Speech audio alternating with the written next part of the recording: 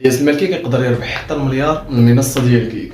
الياس المالكي مدعماه الماسونيه في هذا الشيء هذا اللي كيدير، وهي السبب وراء الشهره ديالو. داكشي باش غنوضح لك هذه الحقيقه هذه في هذا الفيديو اللي المده ديالو فقط دقيقه، وما غنقول لك لا لايك لا بارطاجي، لانه الفيديو غيتم الحذف ديالو مده 48 ساعه، ماشي من قبل خوارزميات جميع مواقع التواصل الاجتماعي يوتيوب فيسبوك، لانهم كيمنعوا بحال هذه الحقائق وبحال هذه الفضائح اللي غنكشفها في هذا الفيديو. واولا ندوي على منصه كيك. منصه كيك هي المنصه اللي جات من المنصه ديال تويتش، منعت انها تروج للقمر في المنصه ديالها، وكانت هي نقطه الانطلاقه لمنصه كيك، لانها قبلت جميع الشروط من شركات القمار كشركه 1 اكس بيت، واللي كنا عارفين الماضي ديالها في الترويج للمخدرات وفي الترويج للاطفال الصغار اللي كيقمروا عليهم، الاطفال الصغار اللي كيتم بيع الاعضاء ديالهم مساكن لشركات او منظمات عالميه. اسمح لاي واحد يمكن لك دابا اللي كتشاهدني تمشي تربح منها، فقط تحقق جوج شروط اللي ساهلين، سهل من يوتيوب وفيسبوك، وصل 1000 مشاهده و1000 مشترك، وتقدر تربح من 4 دولار على الساعه حتى ل 300 دولار للساعه وحده كمبدع. بالك بالناس المشهورين واللي كلنا عارفين علاش جاو هذه المنصه هذه، نظرا للفلوس اللي فيها